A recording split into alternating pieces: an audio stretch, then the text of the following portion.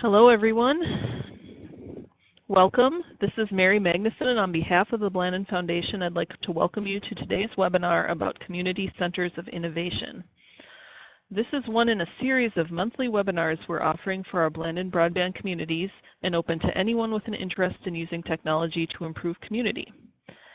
In a moment, I'll be handing over the reins to Bill Coleman of Community Technology Advisors, who will provide some introductory remarks and introduce the panel that includes representatives from Forward Fergus Falls Telework Initiative, Kandiyohi County and City of Willmar Economic Development Commission, and Red Wing Ignite. But before Bill introduces the panel, I'll point to the chat box on the lower left corner of your screen. It's right over here if you can see my little pointer. To interact with us at any time during today's webinar, you can simply type your question or comment in the chat box. I'm sure that many of you on the call today know Bill Coleman of Community Technology Advisors, but for those who don't, Bill has been Blandin Foundation's primary broadband program consultant for a number of years. Bill? Thank you, Mary. This is Bill Coleman, and I want to welcome you to the webinar. And my background is community economic development, and getting more vital economies and local communities is a big part of the reason why broadband is important to communities. Innovation is one of the 5 pillars of the Intelligent Community Framework, something the Blandin Foundation has been using through the MERC program and now the Blandin BBC program. And that essentially points to the need to help your community step up in its use of technology and be more innovative in the use of technology, and also really to drive the creation and support and the growth of small and exciting new companies that are based on new technologies and operates in new and exciting ways. That's one of the key measures of how the Intelligent Community Forum measures how intelligent a community is by the age and size of companies in your community to have a good supply of new prospective growth coming. And so today's webinar is really about that, how some, in this case, 3 Minnesota communities help create spaces that support innovation in their community, combining bandwidth, business support, business financing, real estate, in a way to create an environment that is supportive of business growth. So I want to thank our presenters today, and we have, as I mentioned, 3 communities: Fergus Falls, Willmar, Kandiyohi County, and Red Wing. And so we've got them from all over the state and some different approaches, which I think will be fun to hear about. We have Harold Stanislawski from Fergus Falls Community Economic Development, along with Bruce Furman, who's an entrepreneur who owns the building and specializes kind of in small business growth and networking. They'll discuss Fergus Falls' private-public collaboration efforts to make full use of available business space, ubiquitous broadband connectivity, and a private business networking group to support successful new business ventures. Jean Spalding will follow after that. She's with Kandiyohi County, City of Willmar Economic Development Commission, and she'll share how public-private collaboration is transforming the Midwest Technology Campus into an engine for growth in the surrounding region. And then finally, Neela Malgard from Red Wing Ignite will talk about Red Wing's Business Accelerator and their efforts to support companies creating and deploying bandwidth-intensive applications. So thank you to Harold, Jean, Bruce, and Neela for joining us on the webinar today. That's reading a script there. I jumped ahead. But thank you for joining us today, and we'll get started. And first we're going to talk with Harold from Fergus Falls and Bruce as well. Harold? Well, good afternoon to all. It's a pleasure to join this webinar with Blandin today. With me is Bruce Furman is out busy doing entrepreneurial things, but I have managed to have Rick Shera with me from the Department of Employment and Economic Development that was very, very instrumental in our efforts here with Telework, and we'll get to him later. But to start here, one of the things that we had to do back in the Great Recession, when we were in the middle of it, was we realized that we needed more employment options for people during the time in our community when we were experiencing 10% unemployment. And at that same time, we were putting together an initiative called Forward Fergus Falls, whereby it was a community gathering of leaders in community and various organizations and citizens to say, what can we do to improve our lot in life here from an economic development standpoint? So Forward Fergus Falls was created with the help of the Bremer Foundation, the West Central Initiative, and then later supported by the Blandin Foundation as well. And one of the things that came out of it was, first of all, some destiny drivers were developed, and one of them, of course, was to create jobs. But the second one was to market Fergus Falls as a telecommuting-ready community. And Park Region Telephone, Ottertail Telecom in our region here in our city was very instrumental in bringing that to our attention, as at that time Dave Bickett was the president of the Minnesota Telephone Association here in the state, and he said that we needed to get on board. We needed to promote the broadband that we had in our community, and that telework was going to be an emerging megatrend that we could capitalize on. So saying that and helping us out some, we began our Telework initiative, which I can address in the next slide. Okay, I'll move it here. So this slide here that you're seeing is kind of the fruits of the labor of an initiative that got started after we had been doing this for a while and having some successes. Park Region Telephone, Ottertail Telecom recently received the Smart Rural Community Award from the National Telephone Association and so forth. And that was quite an achievement. In fact, I talked to the company here yesterday, and now the FCC has asked Ottertail Telecom to testify on the telework efforts in Washington. So they're heading down there to do that. Next slide. You got to make these things real if you're going to get an effort like this going. So we've held a lot of educational sessions over the course of this initiative. But one of the companies we brought to Fergus Falls was Blue Cross Blue Shield of North Dakota and their subsidiary Noridian that basically operates very large healthcare call centers in Fargo, North Dakota. And they told us that they had need for more employees. They were developing a telework program of which people could work from home. And some of the options that they had was positions like education representatives, auditors, medical directors, telephone representatives, information services, and such. And Noridian has hired people from Fergus Falls. They're currently in training at the Fargo campus. And after a training period, when they feel that they are ready, they will be able to work from home doing healthcare call center work. And these are good jobs. They're certainly on par with a lot of our jobs here in Fergus Falls, and it certainly adds to the vitality of what we're trying to accomplish. This next slide just shows, in order to get something like this going, you've got to have something to market. The telephone company here provided us all the broadband infrastructure and details about it. We put some things on I-94 on a billboard saying that Fergus Falls is tele-ready for you.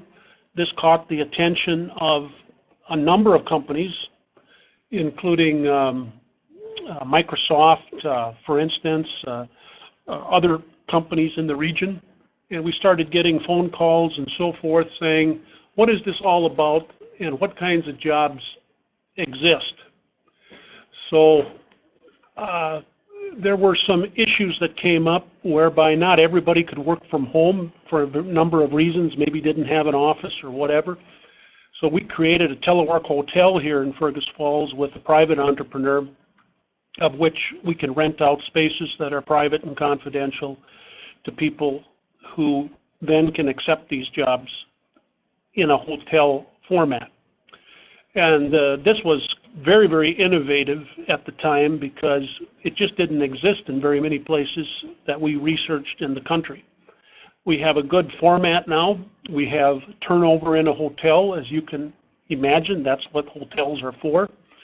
But there seems to be always new and interest in this at this time. We have insurance people. We had medical coders from the Mayo Clinic that work for Mayo Clinic working out of here. We've had people from nonprofits. We currently have an IT person that's teleworking in that facility, and others as well, including certain members of Xcel Energy. So it's been very successful, and I'll get into some of the economics here in a minute.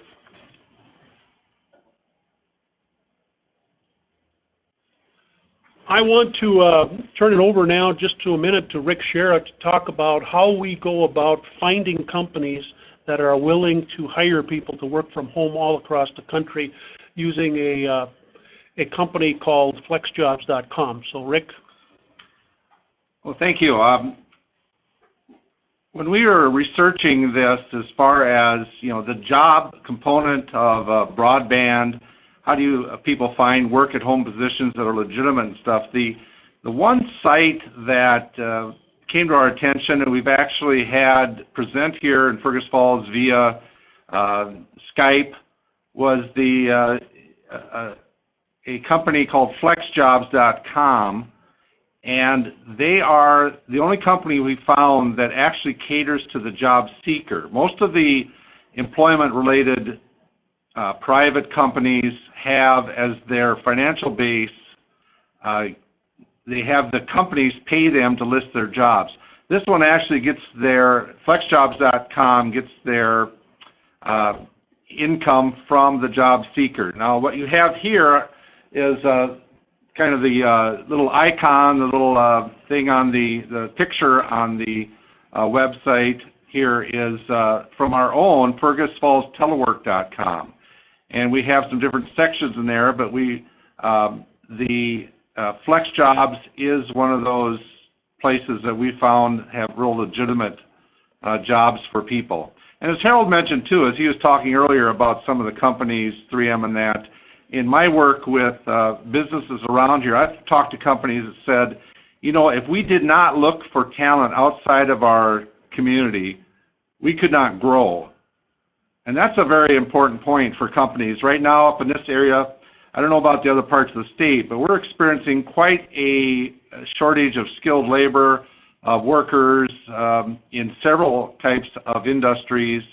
And for the employers around here, I think they're becoming a little more, a little more open to exploring the telework option from hiring people. And I've talked to a few.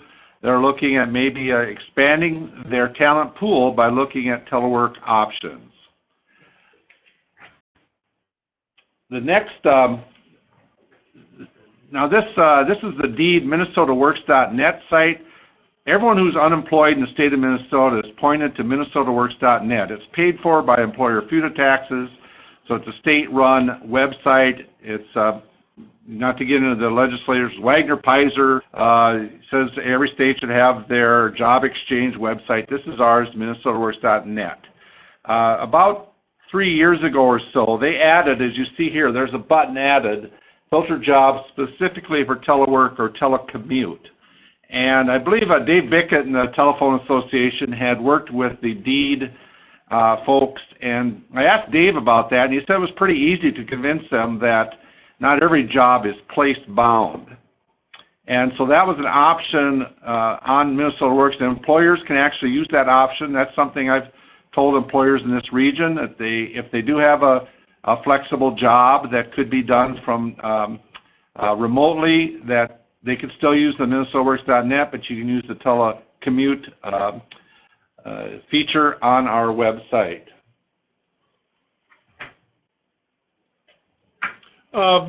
This slide here just gives you some headlines that we've gotten over the years from the press, everything from Bloomberg Business Week to NPR to all kinds of articles that have been written about our initiative here.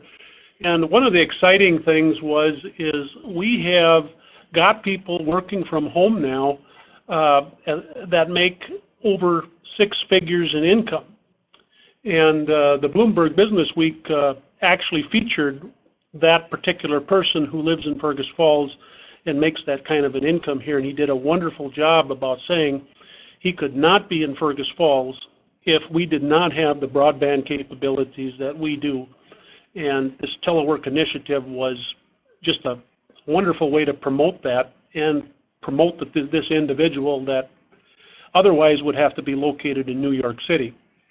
Also, there's a picture there on your screen called Living Here, Working Anywhere. That particular individual on that photo actually works for Carnegie University out of Pittsburgh. He and his wife moved back to the Fergus Falls area about 3 years ago now, and he teleworks from home at his home on Pebble Lake. And it's a wonderful thing, and he could never do this if we didn't have the capabilities and so forth to do it. And the fact that this whole telework thing, when you research it, you'll find that the research says people who work from home are somewhere between 10 to 12% more efficient and effective in terms of the use of their time than folks who show up at the office. Now, we don't need to debate that, but that's what the research has found. We have Microsoft people here that were formerly going to Fargo every day to report to the Microsoft campus in Fargo. Many of them no longer do that. They are staying here in Fergus Falls at least 3 days a week, teleworking now. Because of some of the trends, because they've figured out the system, they've realized now through good broadband that we don't have to waste our time driving around and doing that. So we've had Fortune 500 companies involved in this effort.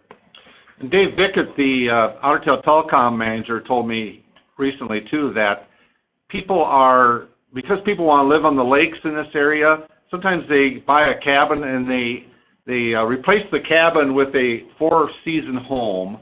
And he said the lumber yard told him that they're putting up offices and selling a lot more lumber to build these places, and so it's kind of a trickle effect.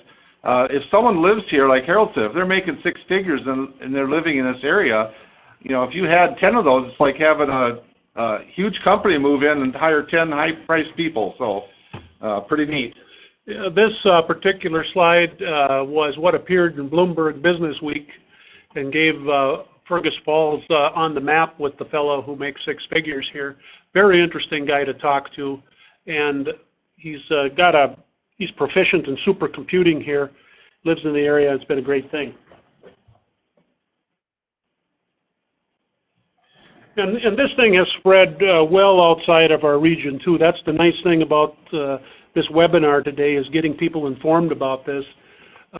These articles here have appeared for people who, these are not Fergus Falls telework people, but they are people near Fergus Falls that are working from home now, such as our border cities here of Wahpeton and so forth. So it really helps our region when we can find jobs for the spouse, that one spouse might get a job here. Now we can find a job for the other spouse by using this technique sometimes, and that's really quite nice. Very soon, thanks to Bill Coleman and the broadband effort that he leads, we got a little grant, and come February, Bill, I'm hoping that we will have our telework story out in fine form. It'll be a growth strategy for rural America. This is the front cover we've developed. The rest of the information remains secret until we get there in February, but it should be done, and we're looking forward to that. There's some editing on that too, as America doesn't have a capital, but yeah. Finally, the overall impacts of the Telework initiative. We established a Telework hotel in the business incubator. In that facility, we're generating 400 to 450K in payroll right now. We have major insurance companies looking at hiring more teleworkers from our region. We've talked to these folks. Many of them have been hired. We've attracted 2 major Fortune 500 companies who have hired telework and at least created 4 new jobs with those.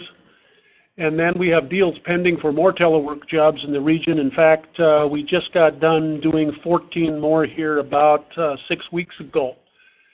So in total, this number is a little old now. We got more than 350, but we've created a payroll here in our community and in Greater Fergus Falls of over $9 million.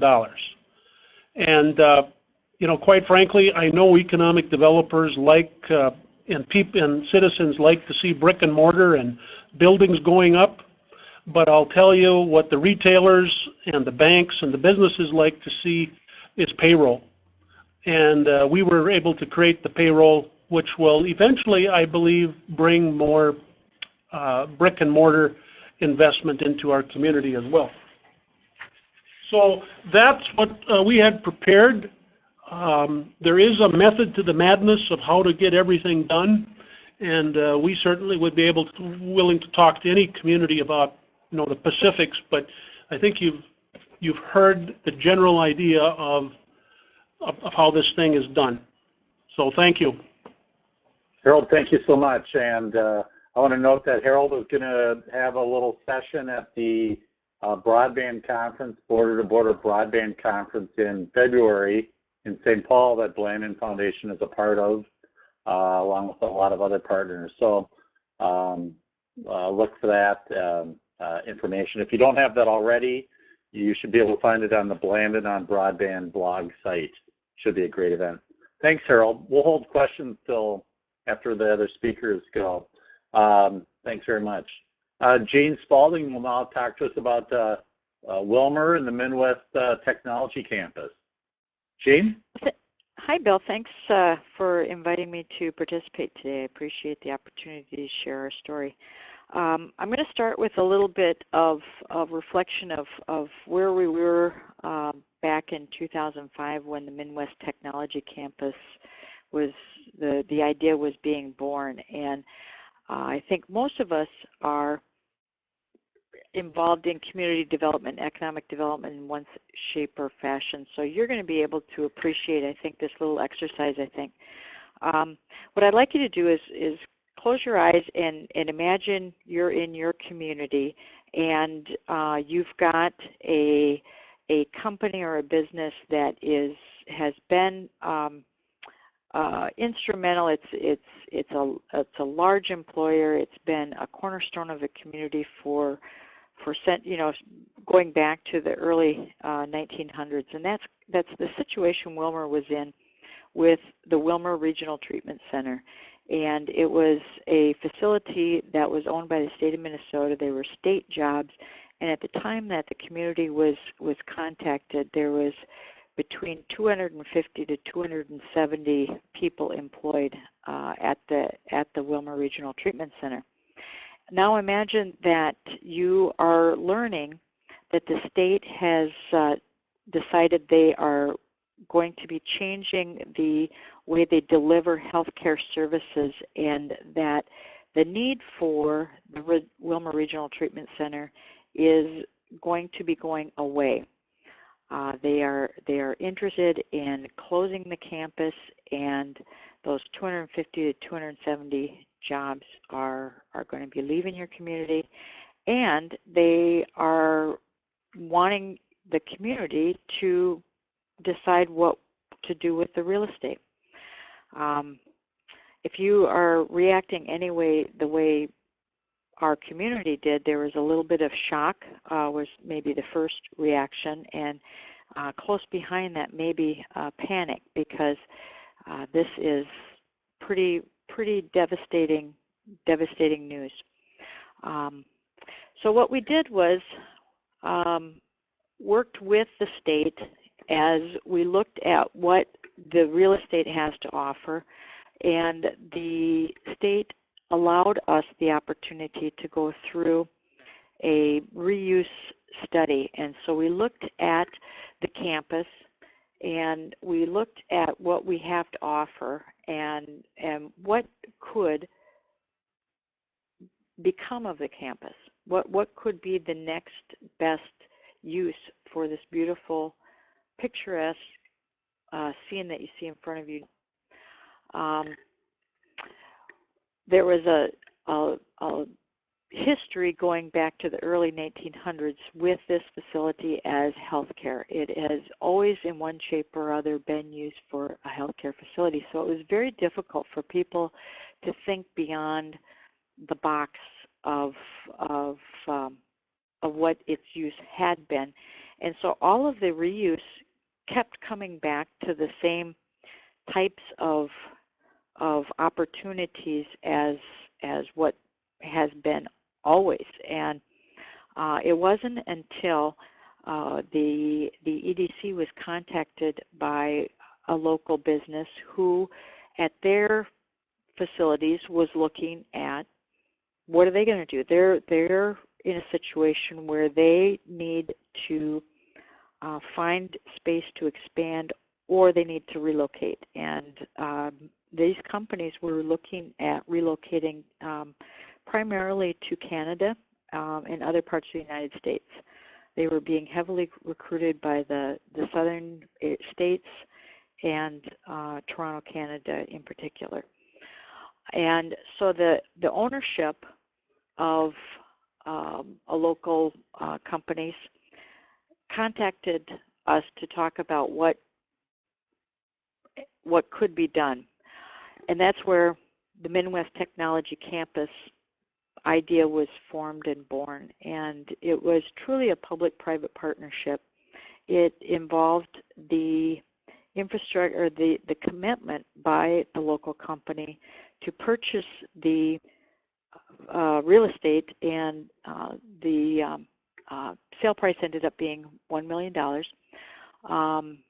And then there was the commitment by the state and the local community in some incentives to assist in the transition from the use as cottages for handicapped and healthcare related services to more of a business platform.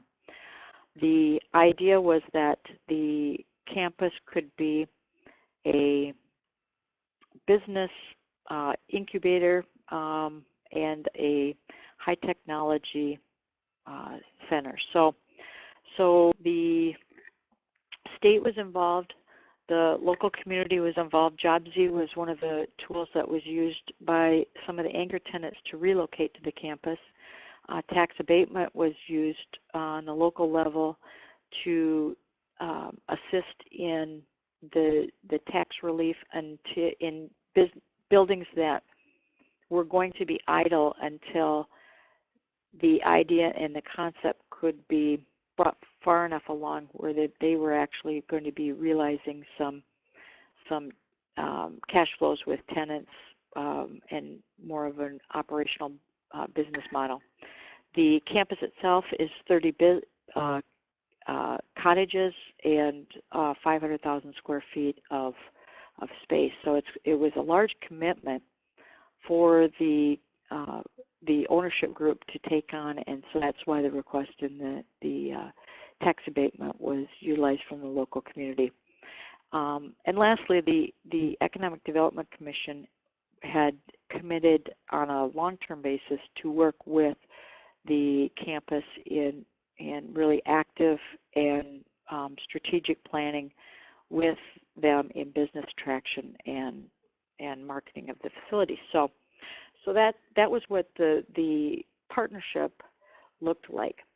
The progress was measured in phases, and the first phase started in 2006 and was kind of labeled investing in the future. That was really when the campus companies put a large financial investment into the campus. All of the infrastructure that was currently on there, the campus had, as a regional treatment center, been somewhat insulated. It had its own water supply. It had its own laundry service. It had its own cafeteria and food service, and it wasn't connected to the water sewer. It was not part of the city system. And so the first thing that they had to do was put in new HVAC and get the buildings renovated. And so some of those first initial costs were really high on the front end. And so they committed $6.25 million in the initial renovations that took place.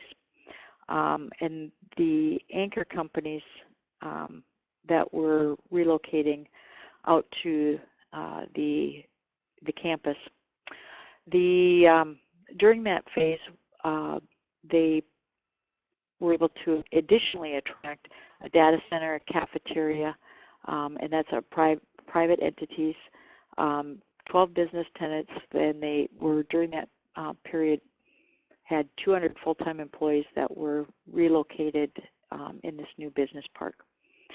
So it gained some press.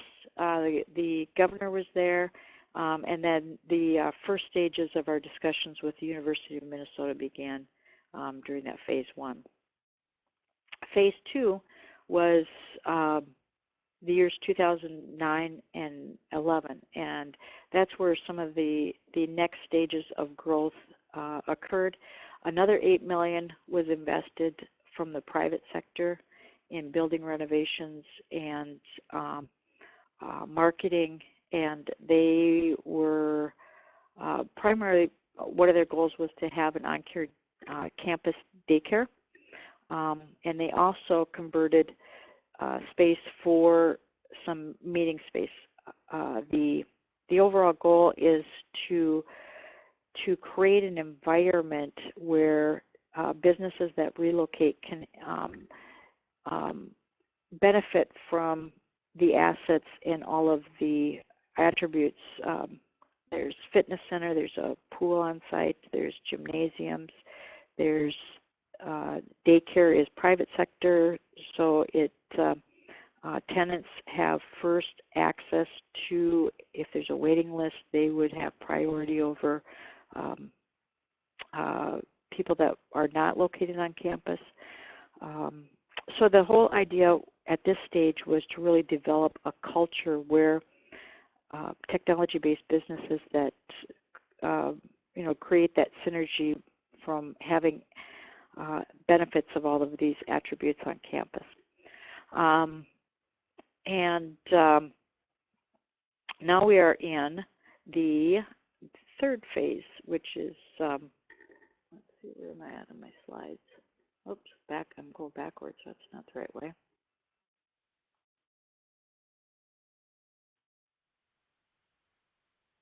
Some of the key tenants that were in those anchor tenants are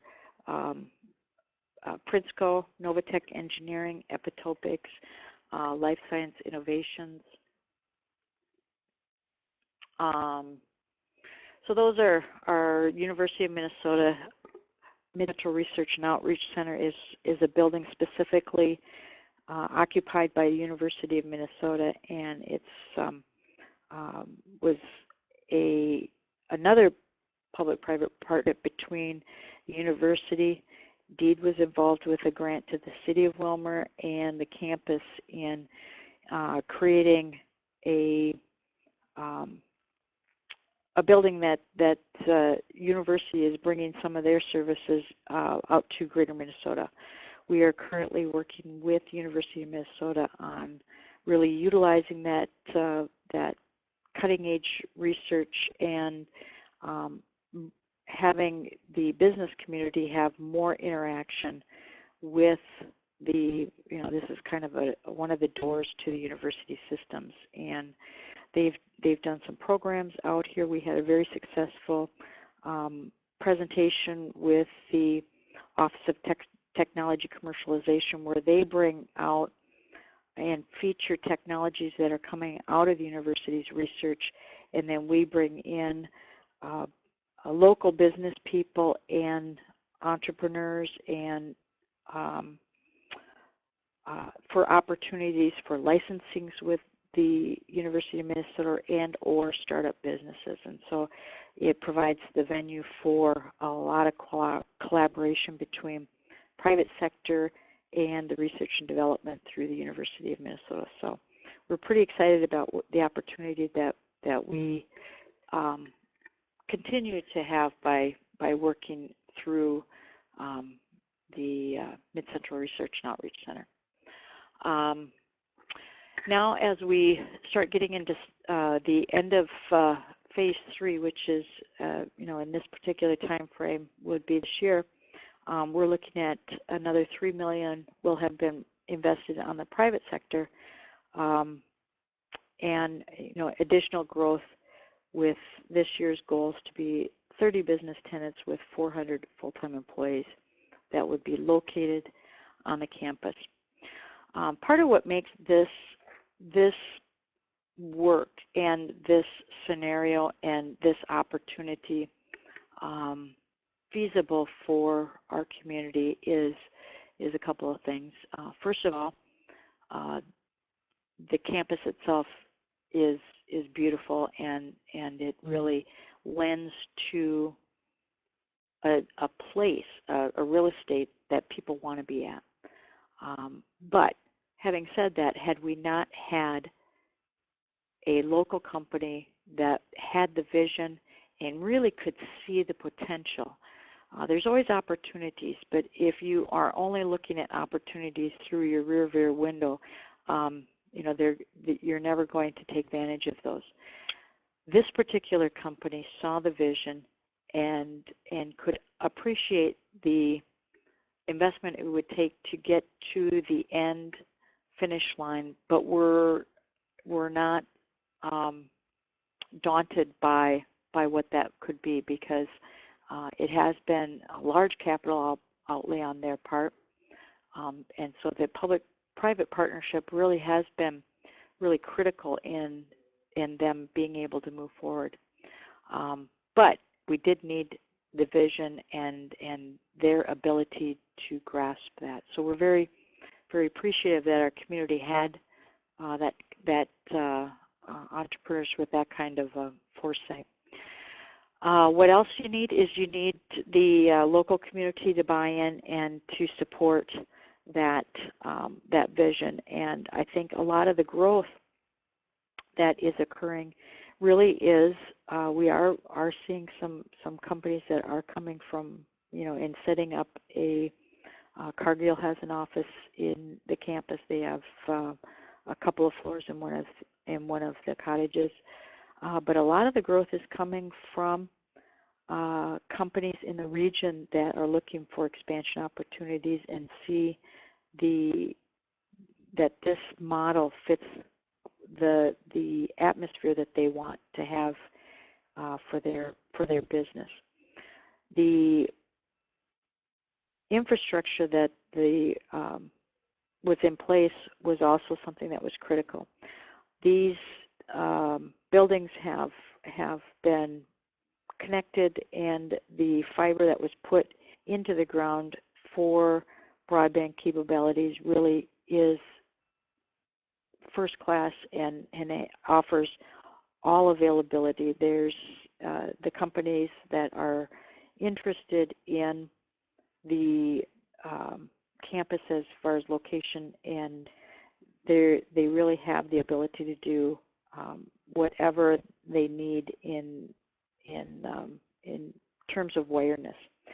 I think Harold's comment earlier about where people want to live is very, very important as we see our growth opportunities as well, because a lot of the owners, managers of companies that we are looking to attract to the campus are interested in quality of life and lifestyle, and so that becomes very important. And so having a broadband not only in Willmar and in the campus area, but also in the rural areas in all of Canada County is really important to us. And so part of our growth potential really is in attracting companies has a lot to do with not just the one site. People, as we all know, don't turn the dial off at 5 o'clock when they go home, and so having the lakes areas having broadband capabilities that are in line with what they need for their work environment is what we're looking for as well. So what's next? Well, we have learned a lot through this journey, through these phases, and in order to attract and be entrepreneurial, some of our systems that we have utilized for economic development and business development and community development have needed to be rejuvenated, maybe is a good word. We need to be more entrepreneur-like in our workings with companies that are interested in the campus. One of the projects that we really are excited and feel has great potential for us is the co-working space. We feel that having a place on the campus that is specifically geared towards the co-working model, attracting the creative class and the contract labor market. If you look at the 1099 economy, it's the highest increasing sector, and it's because a lot of companies are going in the direction of, as Harold talked about with the telework, the contract market and the consultant market is also an area. So having a place where people can go to work just to collaborate and to is also important. So that's something that we're looking for as our next phase at the Midwest Technology Campus. And having the regional broadband access and continuing to strengthen that network is another one of our focus points as we move forward next, because we know that we've got good connectivity outside of the municipality and outside of the Willmar area, but it's not great. And so continuing to improve that is part of what is our next steps. So I guess with that, I will wait until the end and see if there's any questions. Good. Thank you so much, Jean. That's very interesting, and especially that fits into your overall strategy, and of course I love the tie to the broadband discussion. Exactly. Our next speaker is Neela Mulgard from Red Wing, and Red Wing has got a gigabit network in their community, and they're working to make the most of it. So Neela, do you want to talk about what you're doing? Sure, thank you. It's been nice to learn from others and now have an opportunity to share a little bit about Red Wing Ignite. We are located in Red Wing. It's a small town, but with big plans to foster innovation and technology. We're about 45 minutes south of the Twin Cities on the Mississippi River. We have laid a lot of groundwork to this point. HBC Hiawatha Broadband Communications and the City of Red Wing developed a public-private partnership and has done a lot of hard work, which has now made us a gig city. HBC is our local provider, and they cover about 1,200 square miles of southeast Minnesota. Like all of your communities, there's many strategic plans that have been made in the past, but all of ours in our region has aligned to moving forward with technology. That being said, last June in 2012, Red Wing was named one of 25 cities to be a partner with US Ignite. We are the only rural community, and US Ignite focuses on next generation technology, but focuses also on 6 priority areas, which is education, healthcare, workforce, public safety, energy, and transportation.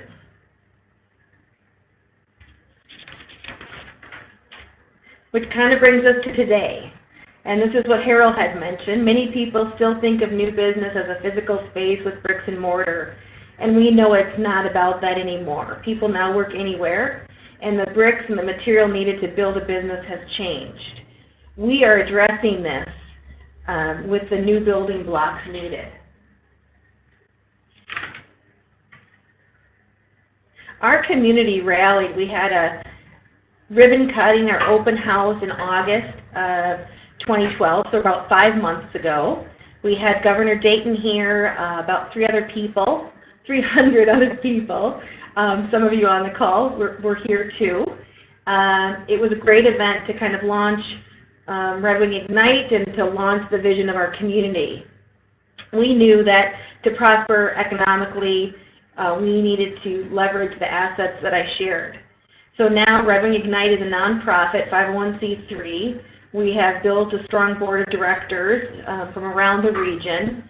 We've also implemented a community advisory panel, which is comprised of leaders from the various sectors of our community. So the chief of police, the superintendent of schools, the IT director of Mayo Health Systems, etc. It's a group of about 15 people. So what is Red Wing Ignite?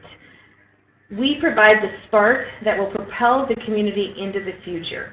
Red Wing Ignite provides an innovative environment for businesses to thrive. We also highlight Red Wing's advanced technology and forward-thinking community as an attractive destination for creative, innovative people and businesses from all over the country. We help provide, advise, and advance in ways that will make Red Wing an innovation epicenter. So to break that down into further detail, Red Wing provides a business accelerator, as Bill mentioned. Our accelerator has many components, not only our gigabit connectivity, the co-working office space, back office support, a business curriculum to help developers learn how to create a pitch, finances, marketing, legal advice. We have business mentors, housing if developers need it, access to investors and seed money. But the unique feature that we provide is we provide proof of concept and exposure in the marketplace, which then equals a viable and successful product. So the other components that you see listed here are all parts of our accelerator, but also some people here access them individually. So our testbed community is, which I now see is not on the slide, so I apologize, but one other aspect is our testbed community, which is a real-life platform for piloting, so Red Wing is like a real-life platform for piloting new development. This testing allows for rigorous and replicable testing of new technologies. It improves the deployment of new technologies and brings the latest innovation to our community. An example of this would be we worked with, or will be working with a developer in California who does STEM education. And we've linked him with one of our STEM educators in our school district. So he needs to further vet that product and is now working with our educators and our students to further test that. So it's neat to have our school using this latest innovation. Our co-working space, which has been mentioned in other communities, obviously we all know the benefits. It reduces isolation, increases creativity and collaboration, and simply we just have a lot of fun around here. And the other part is our networks are really vital. Together we can do a lot more than we can do alone. We are the liaison and kind of convener for developers, end users, investors, and partners around the nation.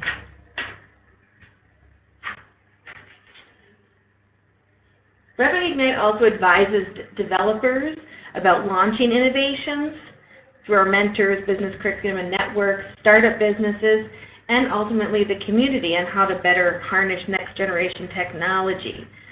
An example of this would be a current pilot we're doing with HomeStream.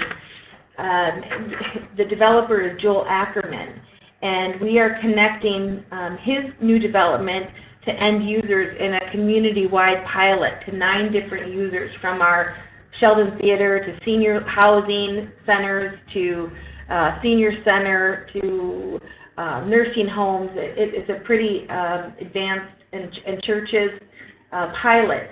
Let me just tell you briefly about HomeStream. It enables access to a wide range of community services from one's own home through an easy-to-use computer-assisted tool. HomeStream ensures family and friends and community members stay connected to their community, to their faith, health, social services, and other organizations that are important to them. And so thus those are the users that we have as part of the pilot. And so how we're advising HomeStream is connecting him to others through our network, to investors, and then obviously to helping test his pilot for scalability. Ultimately, Redwing Ignite will advance next generation technology, our economy, and our community. Now this is the call to action to all of you. Redwing Ignite, along with others, Blandin Foundation is a key partner in this, is hosting a Red Hot Hack here in Red Wing on April 4th through 6th, and all of you are invited. It is going to be the theme of coding for good, looking at ways that we can improve the way that we work, how we learn, how we live for the good. We'll be sending you out more details on this event, but thank you to Blandin for all of the support with this.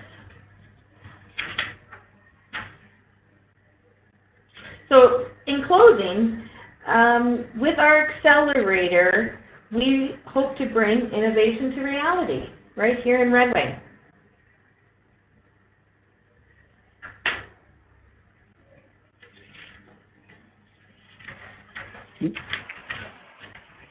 So you can see Neela's contact information there. And so, Neela, thank you very much. Any questions from the audience?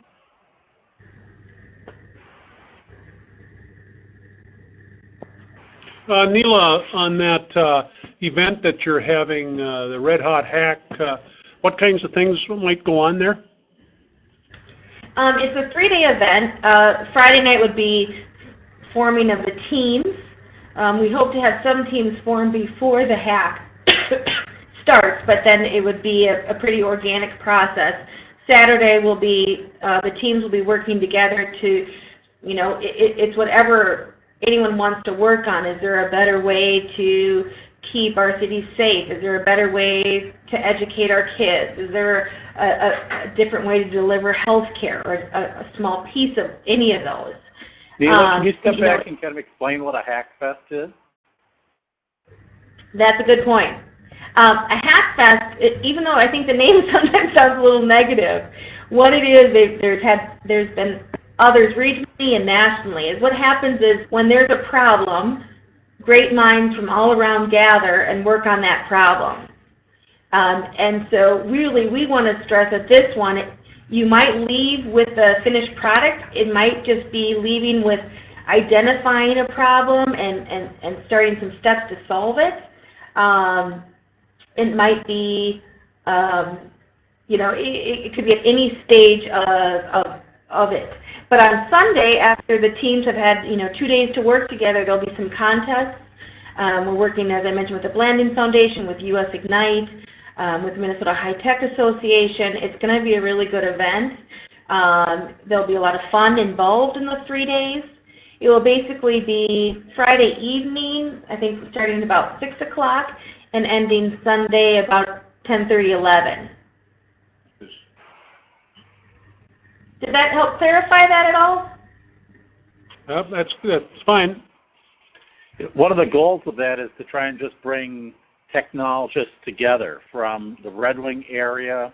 We're working with the Minnesota High Tech Association to bring technologists from Twin Cities metro companies and, you know, to share their information and some of their skills.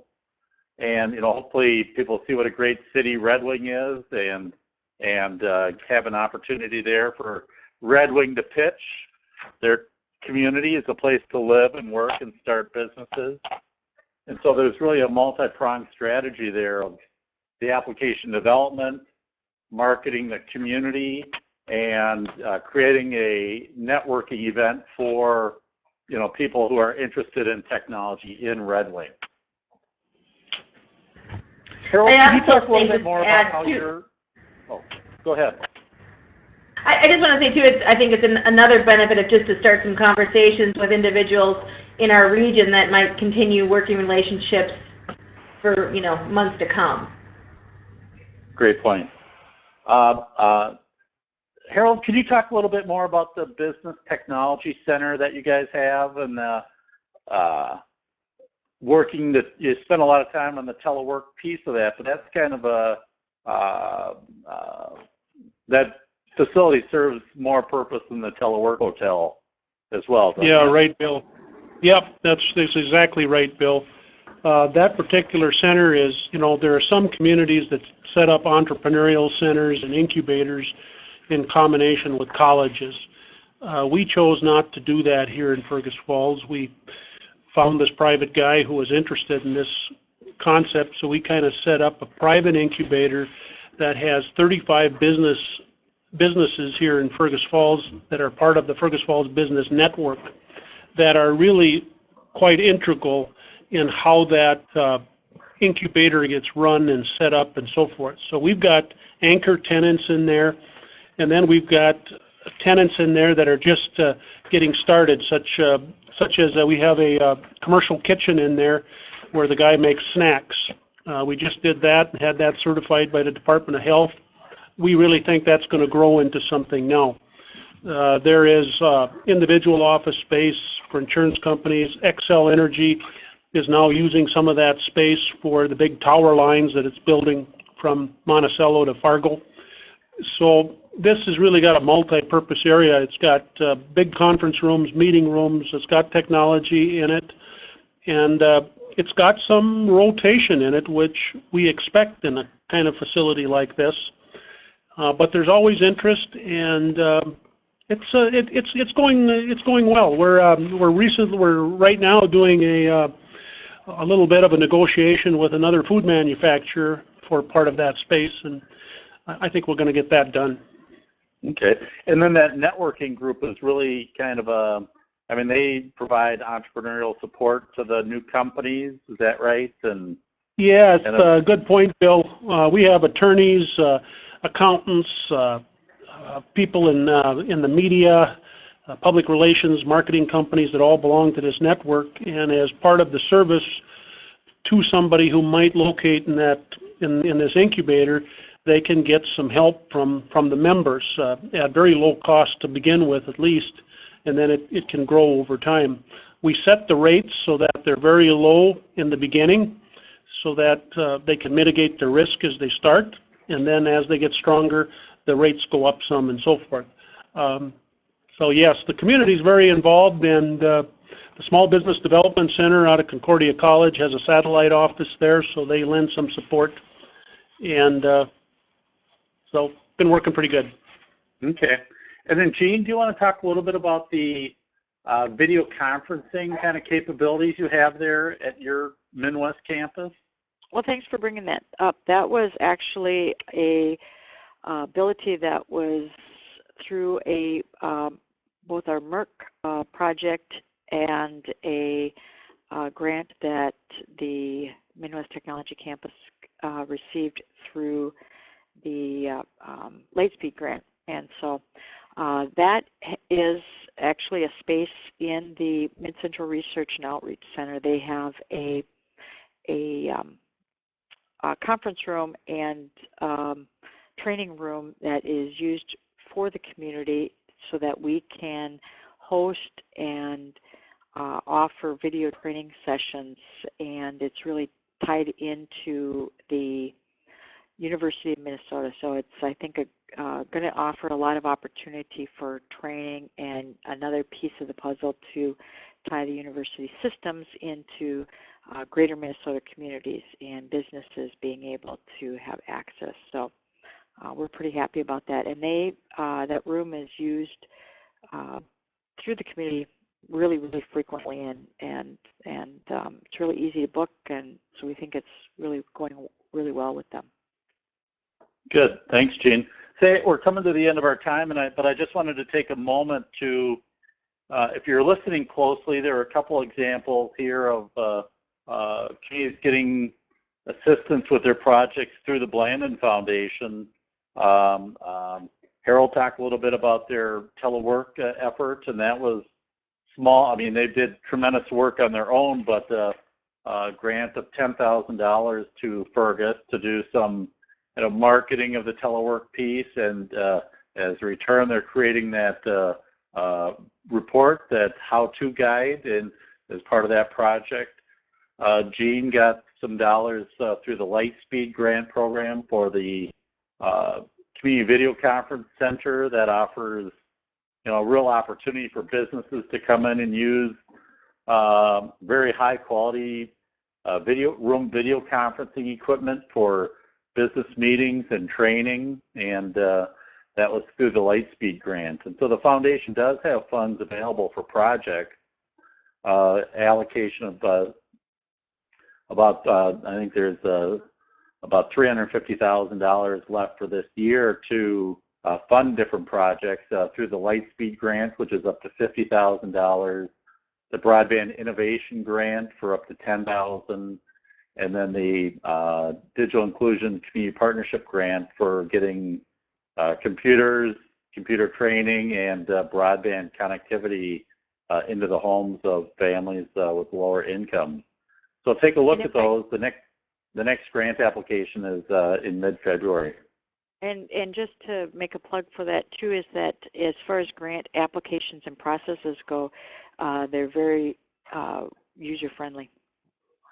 Thank you, Jean. Any other questions?